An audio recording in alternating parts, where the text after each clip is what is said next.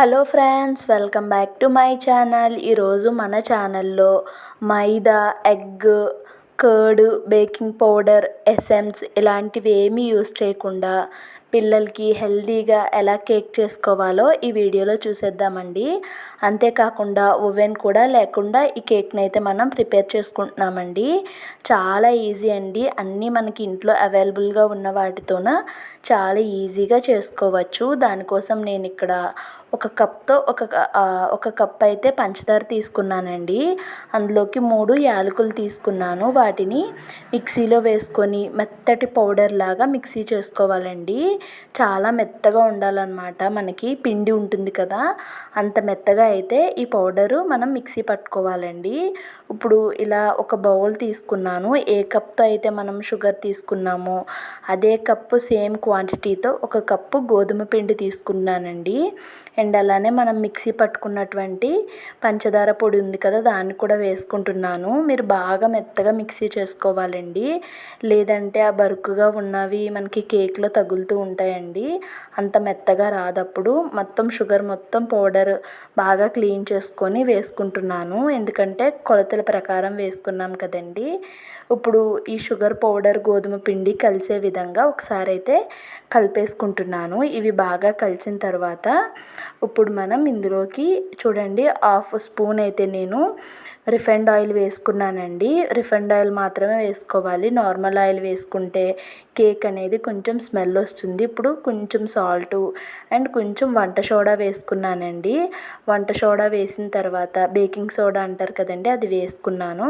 వేసిన తర్వాత ఒకసారి మిక్స్ చేసుకున్నానండి. ఇప్పుడు సేమ్ అదే కప్తో కాచి చల్లార్చినటువంటి చిక్కగా ఉన్న పాలండి. నేను ఇందులో వాటర్ ఏమీ యాడ్ చేయలేదు. వాటర్ ఏమీ యాడ్ చేయకుండా ఉన్న పాలని, చిక్కటి పాలని ఒక కప్ తీసుకున్నానండి. కప్పు తీసుకున్నాను కానీ కప్పు మిల్క్ అయితే పట్టవండి మనకి. ఇక్కడ మీరు గమనించినట్టయితే ఒక కప్ మిల్క్ తీసుకుంటే 1/2 కప్పు మిల్క్ సరిపోయాయండి. మిగతా 1/2 కప్ అయితే పక్కన పెట్టేసుకున్నాను.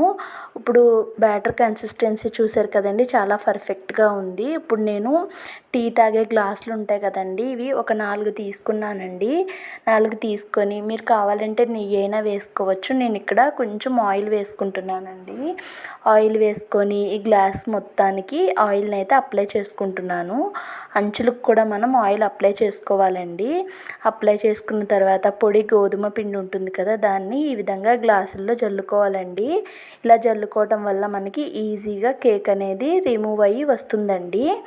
ఇప్పుడు బ్యాటర్ చూసారు కదా, దీన్ని ఇంకొకసారి బాగా కలుపుకుంటున్నాను. కలుపుకొని దీన్ని కొంచెం కొంచెంగా గ్లాసులోకి అయితే ఫిల్ చేసుకుంటున్నానండి. మరీ ఎక్కువైతే వేసేసుకోకండి. ఇందులో మనం బేకింగ్ సోడా వేసాం కాబట్టి కేక్ అనేది బాగా ఫ్లఫీగా పొంగుతుందండి. మళ్ళీ కేక్ బ్యాటర్ ఎక్కువ వేస్తే కనుక కిందకి పొంగిపోయే అవకాశం ఉంటుంది. ఇలా హాఫ్ మాత్రమే వేసుకోండి. ఇక్కడ నాకు కొంచెం పిండి మిగిలిందని ఇంకొక గ్లాస్ తీసి దానికి కూడా ఆయిల్ అప్లై చేసి పొడి పిండి జల్లి దాంట్లో వేసుకున్నానండి. ఇది మాత్రం మెయిన్గా మీరు గ్లాసుల్లో ఫిల్ చేసిన తర్వాత ఇలా ట్యాప్ చేసుకోవాలండి, లేదంటే ఎయిర్ బబుల్స్ వచ్చేస్తాయి.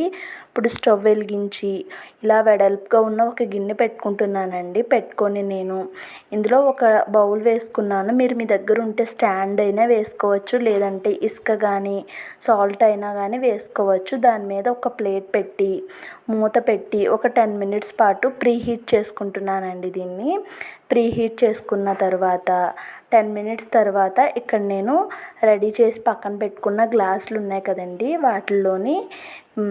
వాటినైతే దీని మీద ఒకటి నెమ్మదిగా పెట్టేసుకుంటున్నానండి.